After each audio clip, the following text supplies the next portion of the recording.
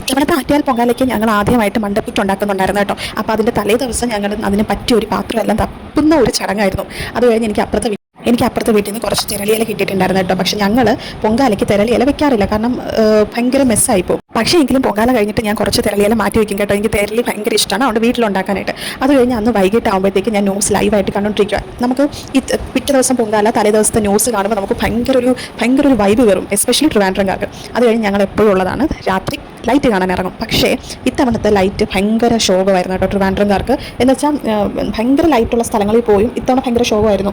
ഒരുപാടൊന്നും ലൈറ്റില്ല, ചില സ്ഥലങ്ങളിൽ പണ്ടത്തെ അതേ ഒരു വൈബോട് കൂടി തന്നെ ലൈറ്റ് അവർ സെറ്റ് ചെയ്തിട്ടുണ്ടായിരുന്നു. അത് കഴിഞ്ഞ് ഞങ്ങൾ കാറിലൊക്കെ പോയിട്ട് ലൈറ്റെല്ലാം കണ്ടിട്ട് ഞങ്ങൾ ഏകദേശം ഒരു 11 മണിക്ക് വീട്ടിലെത്തി കേട്ടോ.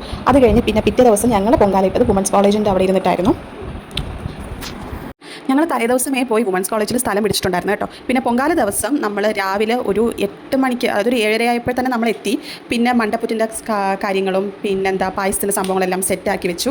കൃത്യം 9:45 തന്നെ ഇത് നമ്മുടെ അടുപ്പ് കത്തിച്ചു. ഒരു പെട്ടെന്ന് ഞങ്ങളുടെയാണെങ്കിൽ 1 കിലോ വരുന്ന വലിയ കലമായിരുന്നു. എപ്പോൾ തിളയ്ക്കുമെന്ന് ഞങ്ങൾക്ക് ടെൻഷൻ ഉണ്ടായിരുന്നു. പക്ഷേ അത് സെറ്റായി കറക്റ്റ് ടൈമിന് തന്നെ ഭയങ്കരമായിട്ട് പെട്ടെന്ന് അങ്ങ് തിളച്ച് കിട്ടി. അത് കഴിഞ്ഞ് പിന്നെ അത് കഴിഞ്ഞ് ഒരു 11:30-11:45 ആയപ്പോൾ തന്നെ നമുക്ക് മണ്ടപ്പുറ്റ് സെറ്റായി, പായസം സെറ്റായി. പിന്നെ നമ്മുടെ കുഞ്ഞ് കലത്തിൽ കുറച്ച് ചോറും കൂടി ഇട്ടുണ്ടായിരുന്നു, അതും സെറ്റായി. 11:45 പിന്നെ ഞങ്ങൾ ഇങ്ങനെ വെറുതെ ഇരിക്കുമായിരുന്നു. പിന്നെ ഇപ്പോഴത്തെ ഈ ഒരു ക്ലൈമറ്റ് വെച്ചിട്ട് ഒടുക്കത്തെ ദാഹമായിരുന്നു. എത്രയൊക്കെ വെള്ളം മേടിച്ച് കുടിച്ചിട്ടും ചുണ്ട് വരളുന്ന് തൊണ്ട വരളുന്ന് നമുക്ക് കുടിക്കുന്നതൊന്നും എത്തണില്ല എന്ന് പറയാൻ സത്യം പറഞ്ഞാൽ. അങ്ങനെ ഈ 2024 പൊങ്കാല നല്ല ഭംഗിയായിട്ട് കഴിഞ്ഞു.